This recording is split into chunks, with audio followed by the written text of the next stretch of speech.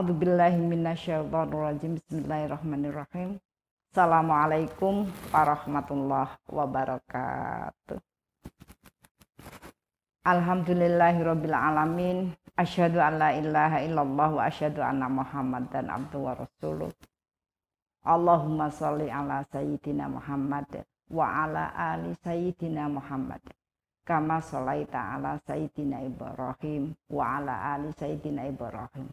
Wa barik ala sayyidina Muhammad wa ala ali sayyidina Muhammad kama barakta ala sayyidina Ibrahim wa ala ali sayyidina Ibrahim fil alamin innaka Hamidum Majid.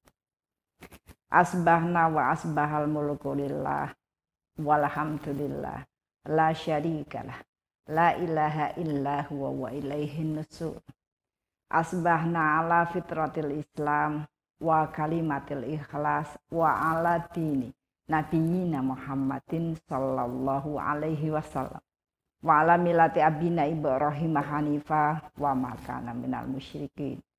Allahumma inni asbahtu minka fi ni'matin wa afiyatin wa sitrin fatimma alayya ni'mataka wa afiyataka wa sitraka fid dunya wal akhirah.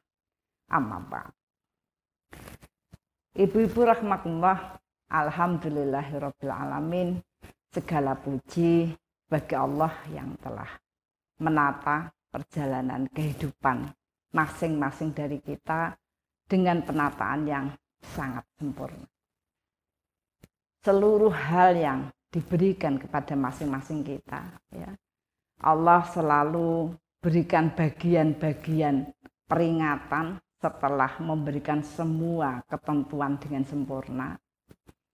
Maka sunatullah manusia itu terpaling, ya, cepat sekali terpaling kepada hal-hal yang lain, ya, itu menjadikan Allah memberitahukan lebih cepat kepada manusia lewat ujian-ujian. Untuk itu kita berharap kita bisa berlapang dada ketika menerima segala macam bentuk ujian, ya.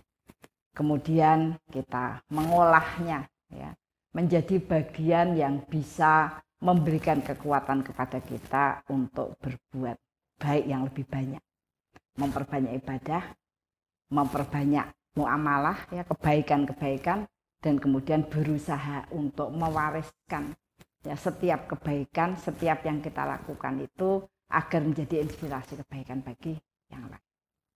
Ibu-ibu rahmatullah, kita lanjutkan bincang-bincang kita seputar perjalanan hidup, proses mengolah kehidupan, dan bagaimana kita mengambil kesempatan yang diberikan Allah kepada kita untuk selalu bisa berinvestasi terhadap kebaikan. Syukur kemudian kita terpilih menjadi orang yang menginspirasi kebaikan, ya, di mana saja, kapan saja, dan pada siapa saja. Kita lanjutkan kaji kita, ya, saya sampaikan setelah kemarin kita, setiap orang tuh yang pertama yang dilihat kalau dia itu menjadi orang yang sudah berkembang karakternya itu mampu bersikap, ya, mampu bersikap. Ketika seseorang tuh memutuskan untuk bisa bersikap, maka dia akan berhadapan dengan banyak hal, dikokohkan oleh Allah dengan banyak ujian. Maka satu hal yang akan kemudian menopang, ya, itu adalah berlapang dada, ya, mempunyai bagian kekuatan jiwa, ya, kekuatan jiwa yang terus-menerus bisa mendorong, ya, jiwanya untuk bersikap benar, ya, tetap beristiqomah. Nah, sekarang kita berbicara tentang bagaimana kita itu mematangkan cara berpikir kita sehingga kita bisa menata masa depan, ya, menata masa depan. Satu poin yang pengen saya sampaikan, kesuksesan tidak selalu tercermin dalam hasil, ya. Apakah dia kaya, apakah dia miskin, apakah dia pinter, apakah dia terkenal, apakah dia cantik, apakah kemudian dia bisa melakukan banyak hal, itu bukan bagian yang sangat penting dari sebuah kesuksesan, ya. Karena kesuksesan itu dinilai dari kemampuan seseorang dalam berjuang. Kenapa? Karena hidup itu berputar. Karena hidup tidak selalu mengalami hal yang sama. Maka sebenarnya yang meningkatkan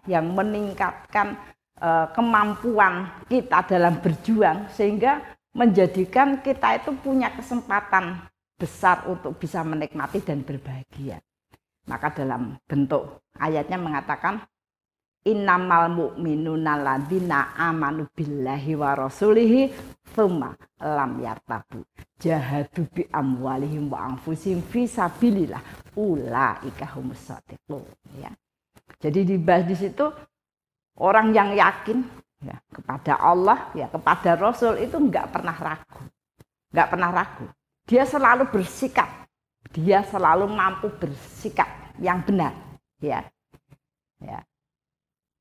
Semalam ya tabu.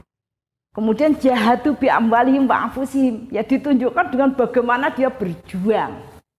Ya berjuang, ya melakukan banyak hal ya yang dengan itu maka dia bisa bertahan dan mengembangkan ya berbagai sikap yang kelak akan mendapatkan nilai, ya. Nah, nilai itulah yang kemudian akan menentukan kemudahan, keberkahan, keselamatan hidup di dunia wal akhirat, ya. Jadi sekali lagi saya sampaikan bahwa kita berbicara bagaimana manusia itu bisa berjuang, mampu berjuang, meningkatkan daya juang, ya. Yang kedua, wujud konkret masa depan manusia itu di akhirat, ya kan? Wujud konkret, ya, wujud konkret masa depan manusia di akhirat itu sepenuhnya merupakan hasil karya. Ya, hasil karya atau semua amal yang pernah diperjuangkan di dunia. Seperti kita ketahui bahwa kita itu punya sebuah keyakinan, ya, pemahaman, pemikiran yang matang bahwa setiap manusia akan ada di akhirat, bertanggung jawab di akhirat. Masa depannya ya akhiratnya, ya masa depannya akhiratnya. Dan kalau kita pengen tahu seberapa yang kita dapat, ya seberapa nilai yang kemudian kita kumpulkan, itu bisa dilihat dari apa yang kita lakukan dan kita perjuangkan di dunia, ya. Sehingga itu menjadi penting, harus kita pikirkan, bahkan Allah ingatkan wa yadhkurunallaha qiyaman wa qu'udan wa 'ala junubihim wa yatafakkaruna fi khalqis samawati wal ard rabbana ma khalaqta hadza batila subhanaka faqina adzabannar. Terus berpikir, memikir-mikirkan, mencari banyak cara, ya, agar kita itu secara jiwa maupun lisan itu benar-benar mengakui Rabbana ma khalaqta hadza batila subhanaka faqina adzabannar. Tidak ada sesuatu yang sia-sia, sekecil apapun yang diciptakan Allah, yang dihadirkan Allah untuk kita, ya. Nah, itu menjadi bagian yang perlu kita pahami, landasan berpikir kita itu, sehingga kita memang benar-benar berkonsentrasi meningkatkan daya juang. Kalau cara berpikir kita tidak dibangun ke sana, ya, maka memang manusia itu menjadi lemah. Kenapa? Karena ya kalau kita tidak memikir-mikirkan apa yang kita bangun di akhirat, kita hanya memikirkan kebutuhan di dunia dan ternyata kadang-kadang bukan garis kita, ya, maka itu akan menjadikan manusia itu seiring waktu banyak kecewanya, ya, dibandingkan dengan harapan-harapan, terpenuhnya harapan-harapan yang dia canangkan. Nah, itu tadi yang perlu kita inikan kembali, ya, agar saya sampaikan manusia itu salah satunya mudah berlapang dada itu ketika dia memang membangun orientasi, ya, cara berpikir akhiratnya, ya. Karena sudah sering kita sampaikan, ya, sebuah tanda apakah kita itu berada pada kondisi terlalu terikat dengan pemikiran dunia, ya, atau akhirat, itu ada tanda-tandanya. Ketika orientasi kita itu dunia, maka kita rasakan hati kita itu, jiwa kita itu merasa fakir, selalu kurang terhadap semua yang melintas dalam pikiran kita, terhadap semua yang kita lihat, merasa kurang, tidak pas. Sebaliknya, ketika kita itu punya orientasi fokus kepada akhirat, maka Allah akan karuniakan kepada jiwa kita suasana yang suasana yang kita merasa mampu, ya. Merasa cukup, ya, merasa cukup. Artinya kita merasa ya banyak hal hidup itu yang pas, ya, yang pas. Nah, sehingga tadi perlu kita garis bawahi bahwa yang saya maksudkan menata masa depan ya adalah mengingatkan kembali bahwa sesungguhnya yang benar-benar harus kita persiapkan itu adalah masa depan akhirat. Nah, kehadiran Allah itu disampaikan yang namanya menyiapkan akhirat itu bukan kemudian kita tidak memikirkan dunia, karena harga atau di mana kedudukan kita di akhirat itu sangat tergantung pada amal-amal dunia kita, ya. Jadi itu tadi yang harus kita tata sehingga proses perjalanan kita itu cukup strategis, ya, nggak muter-muter gitu ya. Nah, marilah kita bincangkan tentang mematangkan cara berpikir, ya. Mematangkan cara berpikir seseorang itu akan membantu ya proses penataan masa depan yang lebih strategis. Saya ingatkan kembali, yang namanya orang yang fokus itu akan menemukan cara-cara yang strategis, yang mudah, yang cepat, ya. Kemudian produktif, ya. Ya, karena tadi Allah itu sampaikan ketika kamu yakin, ya, maka kemudian Allah akan membantu, ya, untuk lebih cepat, ya, lebih cepat kita itu ditaufikkan di dalam hati, diikatkan di dalam hati, dimudahkan kita bahagia dengan itu, ya, dan kemudian disingkirkan ya banyak hal yang menakutkan, yang menyedihkan dan lain sebagainya, ya. Sehingga kali ini setelah berbicara tentang lapang dada, saya berbicara tentang mematangkan cara berpikir. Orang itu saya pikir sudah memahami ya namanya berpikir, ada yang sekolah sampai tinggi S1, S2, S3 ya. Tapi ya tadi, karena kemudian orientasi proses kehidupannya itu tidak fokus ya. Nah, sehingga banyak sekali juga orang-orang yang salah langkah ya. Kurang tepat dalam mengambil ekspresi amalnya, ya, mengambil ekspresi amalnya. Ya, yang pertama mewujudkan proses ya, mematangkan cara berpikir itu satu, mengetahui setiap hal dengan gambaran yang jelas. Mengetahui setiap hal dengan gambaran yang jelas. Contohnya begini, saya itu ada yang konsultasi ya tentang ya mungkin beliau merasa ya sedikit ada pertanyaan ya, keraguan terhadap kebaikan-kebaikan yang dilakukan. Dia sampaikan begini, si ibu ini ya setelah mungkin kemudian tidak kerja ya, maka beliau berusaha untuk belajar Al-Quran ya. Kemudian mengajarkan anak-anak, ibu-ibu di sekitarnya. Terus ya dia lakukan. Yang kemudian menjadi masalah itu memang orang-orang yang bersedia untuk melayani masyarakat, mengajar itu kan sedikit ya. Sehingga masyarakat itu ternyata pada hal-hal yang seperti itu mereka berbondong-bondong ya. Banyak sekali yang kepengen ngaji, yang sehingga waktunya habis ya. Berjalan begitu dia bahagia melaksanakan kebaikan-kebaikan yang dia lakukan, sampai kemudian terjadi peristiwa ya. Suaminya marah ya karena waktu dia di rumah tidak terurus, waktunya habis untuk ngurusi orang-orang ngaji ya, belajar ngaji ya. Kemudian dia merasa sedih. Padahal aku tuh berniat baik ya, langkahnya juga benar. Kenapa kemudian terhalang?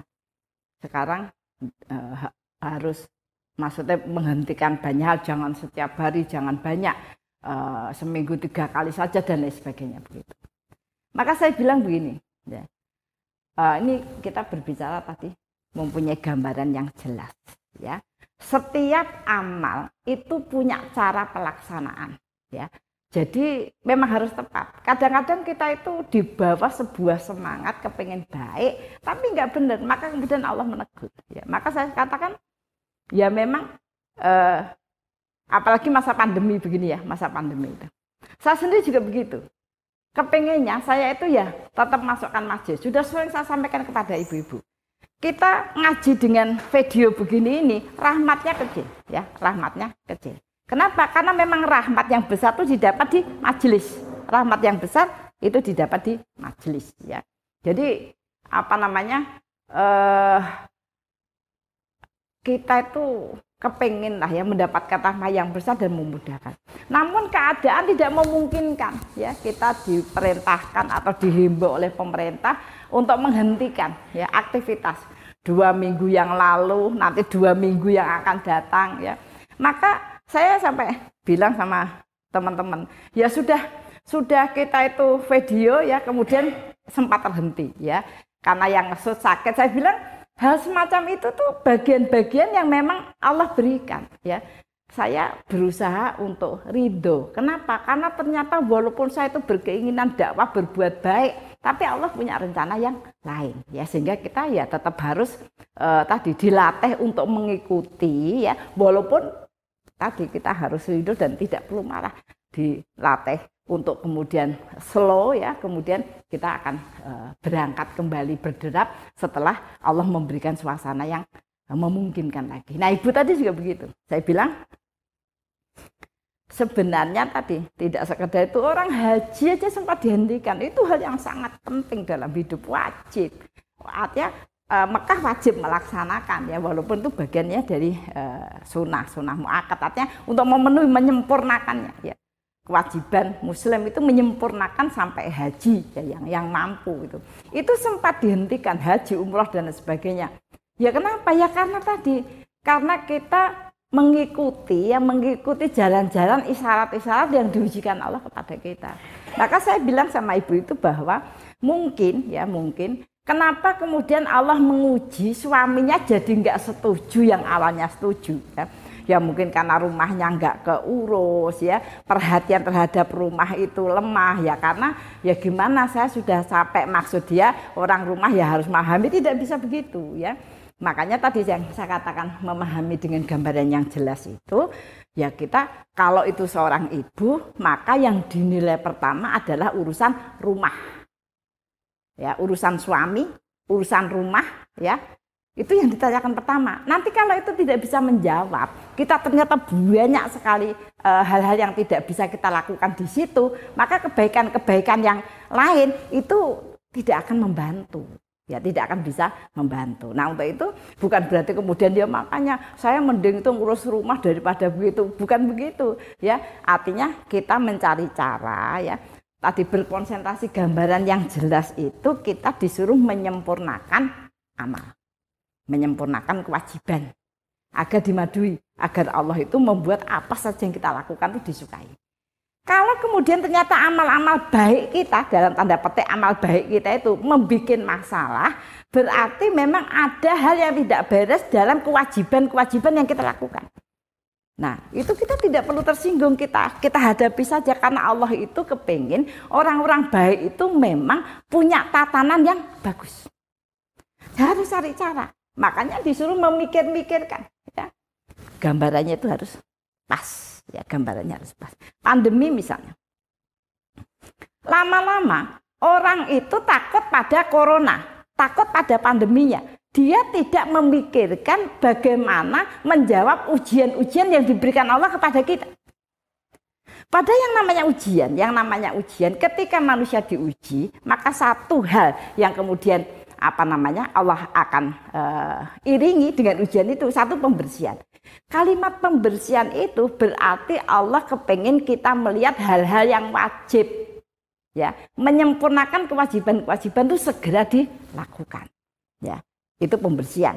Kalau pengokohan itu Allah kepingin kita masih tetap melakukan banyak kebaikan, terlepas kemudian kita kena sakit atau tidak, itu jangan pada pandeminya atau coronanya. Ujian ini, kalau bahasa Allah tuh ujian yang diberikan Allah tuh harus disambut. Harus disambut. Ya seperti halnya ketentuan, kita itu diuji. Itu kan ujian. Ujian Allah itu satu, nanti kita bicarakan tersendiri ya. Ujian Allah itu satu bentuknya ketentuan. Adin itu ketentuan. Itu ujian. Suruh apa? Suruh nyambut. Suruh nyambut. Suruh nyambut dengan lapang dada, rasa bersyukur. Ya kemudian menghadapinya dengan aturan-aturan yang ada. Makanya tadi kadang-kadang bukan kita itu ya mengomentari yang keluar rumah, nanti yang keluar rumah ngomentari orang yang ada di rumah karena ternyata sakit dan sebagainya. Itu intinya bukan itu. Intinya bukan bagaimana orang dapat sakit apa tidak. Faktanya beberapa kali diberikan oleh Allah memang corona itu punya nama dan alamat ya untuk menguji. Dan yang diuji sakit maka diuji dengan sakitnya itu. Yang tidak diuji sakit maka dia suruh memberikan perhatian kepada si sakit kan. Bagiannya begitu, jadi gambarannya itu harus jelas. Jangan pokoknya sekarang saya di rumah saja minta maaf, nggak bisa ngapa-ngapa, saya tidak bisa menolong, saya doakan jari jauh, tapi memang tidak niat. Ya, itu namanya tidak menjawab ujian. Ya, cari selamatnya sendiri gitu. Apakah kemudian selamat? Belum tentu juga. Belum tentu juga. Karena gambarannya ujian itu harus disambut dalam berbagai bentuk. Dan hasil dari ujian itu adalah bertambahnya kebaikan yang banyak, ibadahnya tambah, muamalahnya tambah, kebaikan tambah, dan dakwahnya bagaimana dia itu memberikan bagian itu menjadi bertambah. Kalau kemudian adanya corona itu kita hilang semua, ya hilang semua. Itu namanya tidak menjawab ujian, maka pasti akan diuji. Kemudian yang kedua, memikir-mikirkan. Gambarannya sudah jelas apa yang diberikan kepada kita itu apa. Kalau misalnya kita itu sudah keluarga, ya kan, sudah keluarga, diberi suami, diberi anak, ada mertua, ada keluarga, ada tetangga. Itu berarti gambarannya apa? Tanggung jawab kita. Yang jelas itu gambarannya bagaimana. Nah kemudian kita memikir-mikirkan, kalau kita tidak bisa keluar, kita mengambil sikap tidak keluar rumah agar kita menjaga, bahasanya menjaga diri dan orang lain gitu ya. Benarkah kita menjaga diri dan orang lain?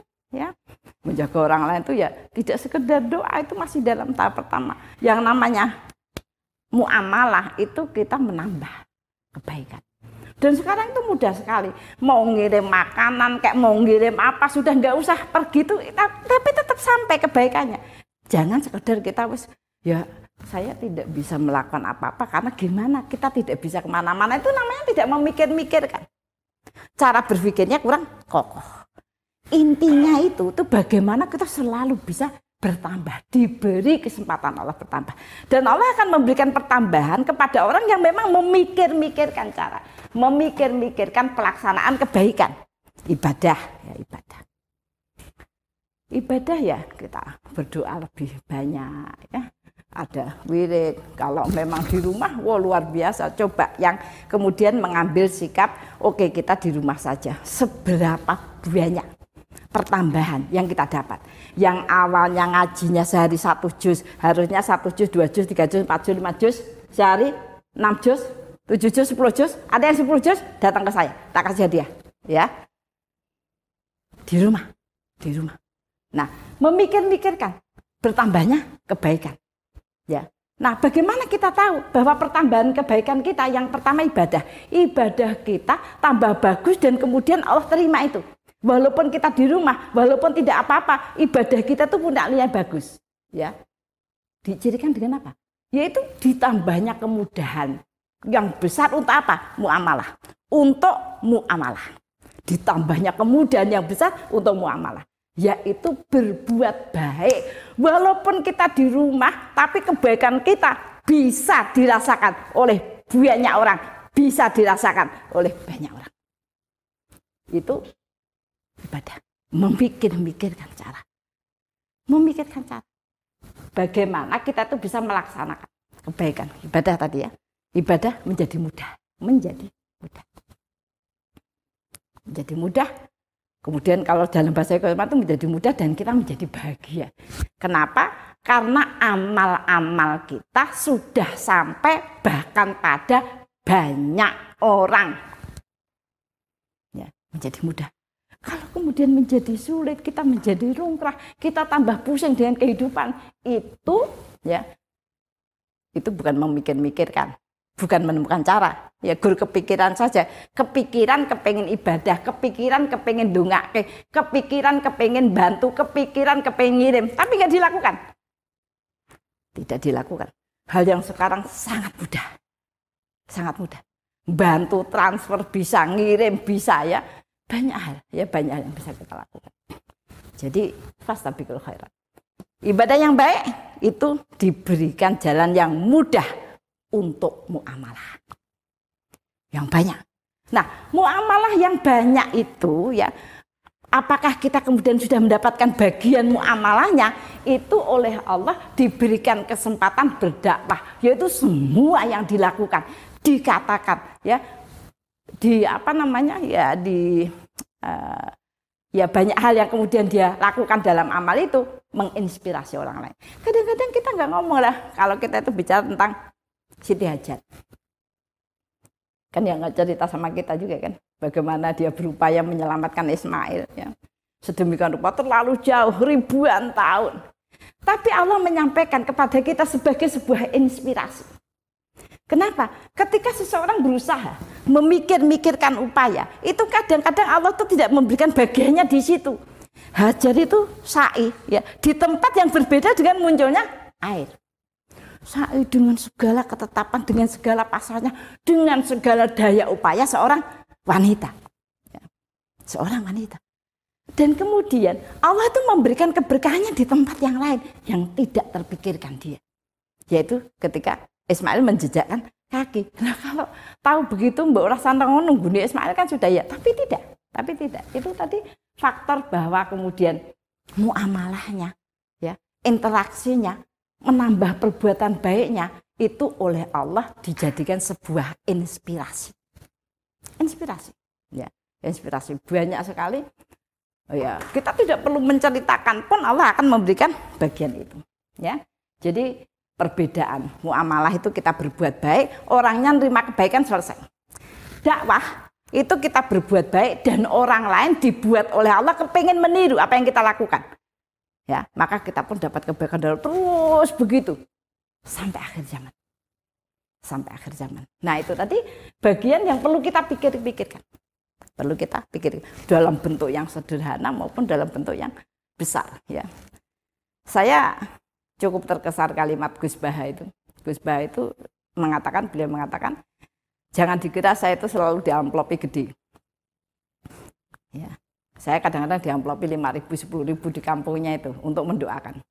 Saya terima bahkan yang 10.000, 5.000 itu saya serahkan pada istrinya dengan perkataan, uang ini belikan beras, jangan dipakai macam-macam. Agar kita tahu bahwa kita itu ternyata hidup itu tidak bisa sendiri. Ternyata sampai Allah itu menyuruh orang miskin memberikan uang padaku ya agar aku ingat. Ya. Hidup itu begitu. Kalau uang yang besar dia bilang, oh itu untuk infak dan dakwah. Karena infak dan dakwah itu tidak bisa dibiayai dengan uang kecil. Ya. Jadi kalau cara berpikirnya begitu jangan sampai kita tuh kalau lihat uang 2.000 kalingan infak. Ya, dilebok ke kendi gitu ya.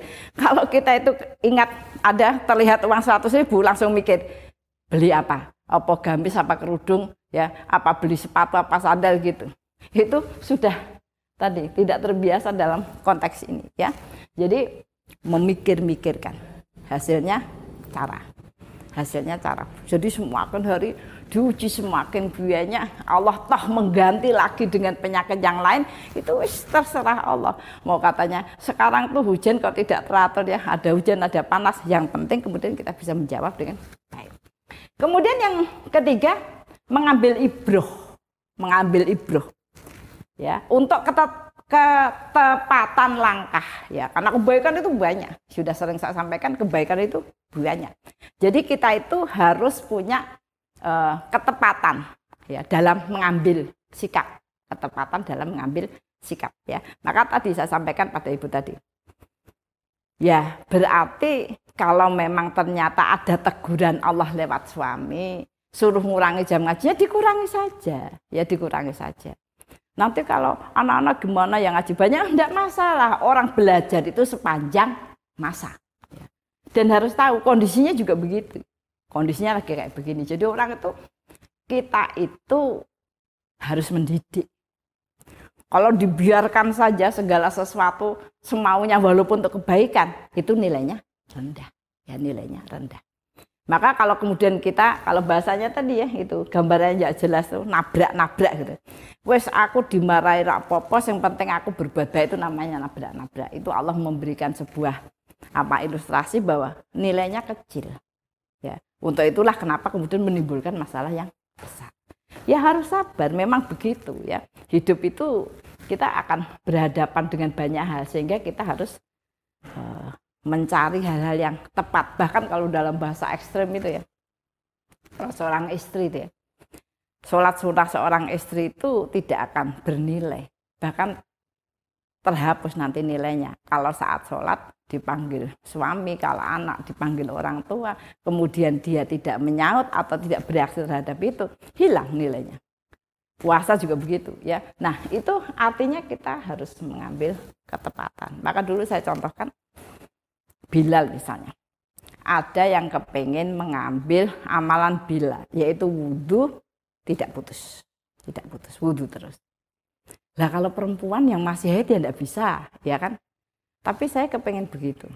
Maka pertanyaannya Budiah, kalau haid, kemudian kita wudhu boleh apa enggak? Ya boleh aja, cuman itu enggak kepake.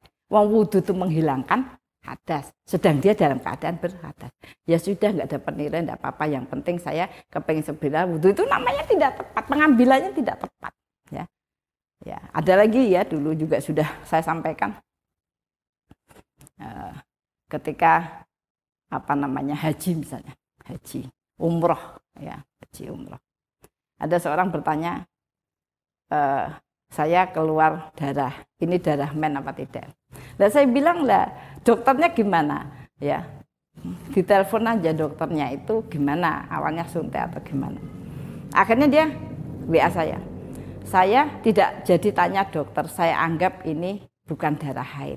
Karena mahal-mahal saya kesini itu ingin berdoa dan banyak beribadah, sehingga saya anggap itu darah haid. Itu tidak tepat ya.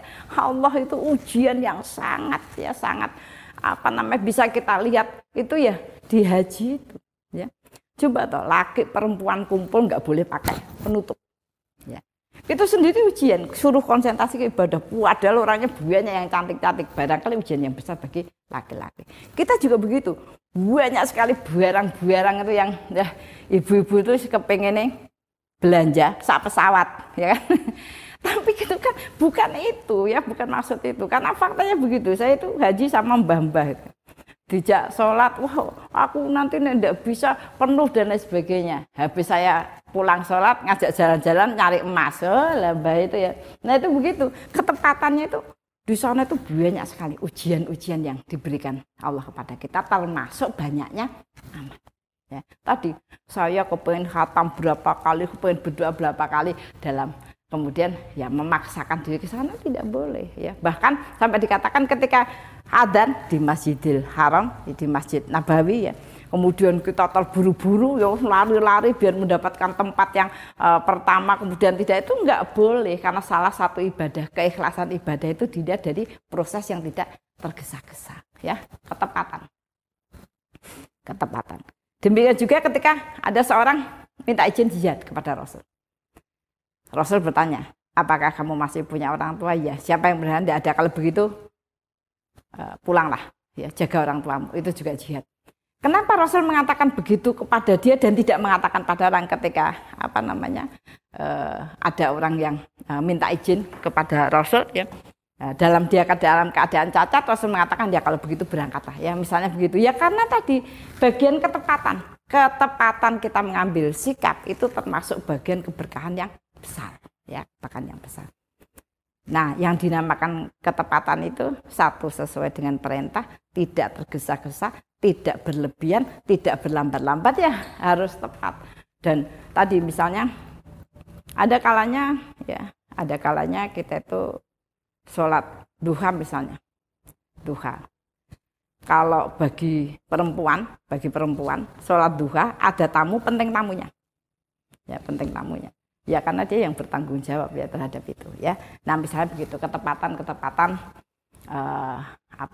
waktu. Karena kalau tidak tepat nanti orang itu ngarang sendiri. Seperti ada seorang anak berdoa, Rabbi firli wali walidayya warhamhuma kama rabbayani shaghira. Dia tanya pada saya, apakah doa saya itu sampai kepada ibu saya? Ya. Saya bilang ya sampai. Kenapa? Ya. Apa namanya? Sampai pada ibunya, saya tidak ridho itu sampai ke ibu saya, ya. Karena saya lebih suka itu sampai kepada budi saya. Saya jadi kok bisa ya mikir kayak begitu itu ya. Nah tadi ya karena pikiran dia, ibunya itu tidak ngopeni dia, yang ngopeni ibunya, yang ngopeni budenya gitu ya. Nah itu hal-hal yang barangkali tidak menjadi tepat ya dalam proses tadi pengambilan sikap ya. Demikian juga misalnya apa namanya masa iddah. Masa iddah itu kalau bagi wanita yang dicerai suaminya masih hidup itu berarti 3 kali suci ya. Tapi kalau meninggal itu berarti 4 bulan 10 hari. Pertanyaannya berarti kita tidak boleh kemana-mana gitu ya pertanyaannya. Kaidahnya itu memang dia di rumah ya, dia di rumah. Kecuali memang perginya itu dalam rangka urusan-urusan yang nyangkut nafkah. Misalnya ada seorang guru, suaminya meninggal. Apakah saya bisa berangkat ngajar? Bisa. Justru ketika berangkat ngaji, itu malah banyak yang artinya itu sesuatu yang bisa diwakili orang lain. Nanti diceritakan. Ya baca kita Allah ya surah popo. Allah kan ya tahu bahwa yang saya lakukan baik, itu ketentuannya tidak begitu ya. Karena apa? Memang kita berharap keberkahan tadi itu memang sesuai ya dengan ketepatan. Jadi kita harus terus-menerus melapangkan dada kita, memikir-mikirkan agar apa namanya sejalan. Kemudian yang terakhir ya, tadi mengambil ibrah ya, meluaskan pandangan ya dan mengembangkan perspektif berpikir agar menghasilkan inovasi dalam menghadapi problema ya. Jadi terus kita itu ya tadi banyak hal ya, dulu sudah sering saya sampaikan, saya cukup tertarik cerita itu tentang Nabi Musa itu. Nabi Musa itu sakit dan dia tidak mau diobati oleh Bani Israel yang memang pinter ngobati, pinter macam-macam Bani Israel. Tapi Nabi Musa tidak mau, dia gengsi ya. Wong itu lawannya kan gitu. Nabi Musa yakin karena dia seorang nabi maka Allah sendirilah yang akan menyembuhkannya. Beberapa saat tambah berat, beliau tetap bertahan, tidak mau. Nabi Bani Israel datang lagi. Aku tuh sudah sering menyembuhkan penyakit begini dan sembuh. Aku tidak mau. Ya, akhirnya turun ayat bahwa Allah mengatakan sesungguhnya ayat-ayat kauniyah yang ditanam di bumi dan dimanfaat siapa saja itu tetap berarti kauniyah. Gitu ya. Akhirnya mau. Nabi Musa walaupun marah dia mau dan sembuh ya, dan sembuh. Nah, itu tadi bagian ibrah bahwa ketika kita itu sakit, ya memang sifat Al-Quran sebagai sifat usudul itu jiwa. Ya jiwa.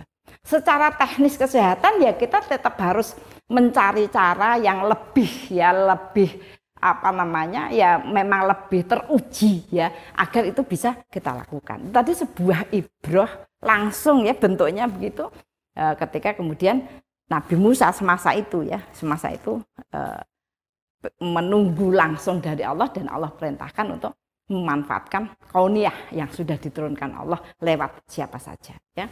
Nah, ibroh-ibroh yang banyak dari orang-orang yang baik itu yang akan memperluas cara berpikir kita ya, cara berpikir kita agar kita itu tidak terbelenggu bahwa hidup itu bagaimana saya hidup baik, saya hidup mapan, saya hidup bahagia, saya terus yang dipikir. Padahal hidup, masa depan hidup itu adalah akhirat. Bahkan tidak terhubung sama sekali dengan kehidupan kita. Tetapi kita diberi sarana hidup itu agar kita bisa menanam. Ya, menanam berbagai investasi kebaikan karena sesungguhnya hidup itu adalah kesempatan untuk menanam itu, berjuang untuk menanam karena di akhirat sudah nggak ada lagi, sudah ada lagi upaya walaupun kita bertemu dengan orang-orang yang ada di sekitar kita juga, tapi tidak ada kesempatan lagi di akhirat itu kita hanya menerima. Sedang Allah itu memberikan isyarat kepada kita, ternyata banyak hal yang tiba-tiba saja terjadi. Dalam bahasa yang lebih spesifik, Ya, ada orang mengatakan, ya Allah, banyak sekali kita yang terkaget-kaget ya dengan berbagai peristiwa yang tidak diduga ya.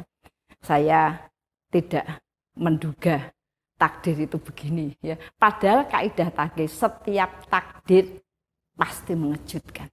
Kenapa ya? Karena itu tidak dipikirkan oleh manusia. Dan Allah semakin mengokohkan, membersihkan pemikiran manusia bahwa takdir adalah kekuasaan Allah. Ya, sangat-sangat tidak bisa kita lihat ya, sangat tidak bisa lihat. Kita baru bisa melihat ketika itu sudah terjadi ya. Jadi ibu-ibu rahimakumullah, orang yang matang cara berpikirnya itu akan muncul sikap begini, selalu bisa merubah masalah menjadi hikmah ya. Jadi orang yang selalu bisa bersikap terus berjuang melapangkan dadanya, oleh Allah akan banyak diberikan kesempatan dan diluas untuk mengokohkan cara berpikir, sehingga menghasilkan banyak sekali cara, bahkan inovasi cara dalam menghadapi ujian hidup. Dalam bahasa yang sederhana ya, orang yang matang itu ya, dia diberi tugas untuk merubah masalah menjadi hikmah ya. Saya ingatkan kembali, yang namanya hikmah itu sesuatu yang didengar, dilihat, dirasakan, langsung membangkitkan kebaikan ya. Jadi ketika kemudian kita mengatakan sesuatu, menasihati sesuatu, namun ternyata tidak bisa membangkitkan kebaikan, maka mungkin memang kurang berhikmah ya. Kita disuruh banyak berlatih agar kita itu diberikan kesempatan oleh Allah menjadi orang yang selalu bisa merubah masalah menjadi hikmah. Fastabiqul khairat. Marilah kita tutup kajian ini dengan doa. A'udzubillahi minasyaitonirrajim. Bismillahirrahmanirrahim. Qulillahumma malikal mulki tu'ti mulka man tasya wa tanzi'u mulka mimman tasya wa tu'izzu man tasya wa tudhillu man tasya biyadikal khair innaka ala kulli syai'in qadir. Tulijul laila fin nahar wa tulijun nahara fil lail wa tukhrijul hayya minal mayyiti wa tukhrijul mayyita minal hayyi wa tarzuqu man tasya bi ghairi hisab.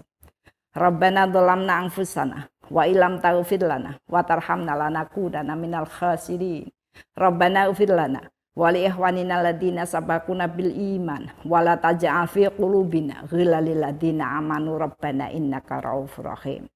Rabbana la tuzigh qulubana ba'da idh hadaitana wa hab lana min ladunka rahmah innaka antal wahhab. Rabbana hab lana min azwajina wa dzurriyyatina qurrata a'yun waj'alna lil muttaqina imama. Rabbi firli wali walidayya warhamhuma kama rabbayani shaghira. Allahumma inni nas'aluka hubbaka wa hubba nabiyyika wa hubba kitabika wa hubba ma yuhibbuk wal amala ladzi yuballighuni hubbak. Allahumma inni nas'aluka ilman nafi'an wa rizqan thayyiban wa amalan mutaqabbalan.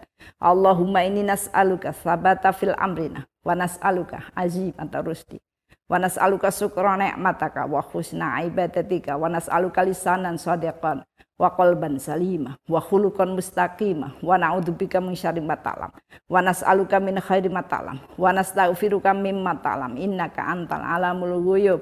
Allahumma ja'alna muqimas shalah wa min dzurriyyatina. Allahumma ja'alna mafatihal khair wa maghaliqash syarri fi kulli zaman wa makan wa ma'akuli insan. Allahumma ja'alna minal ladzina idza ahsanu istabsyiru wa idza asa'u istaghfaru. Allahumma ja'alna fi musibatina ajran katsira wa sabrun wa rahmah wa hikmah wa barakah. Rabbana atina min ladunka rahmah wa hayyi lana min amrina rasada. Rabbana atina fid dunya hasanah wa fil akhirati hasanah wa qina adzabannar. Subhana rabbika rabbil izzati amma yasifun wa salamun alal mursalin walhamdulillahi rabbil alamin.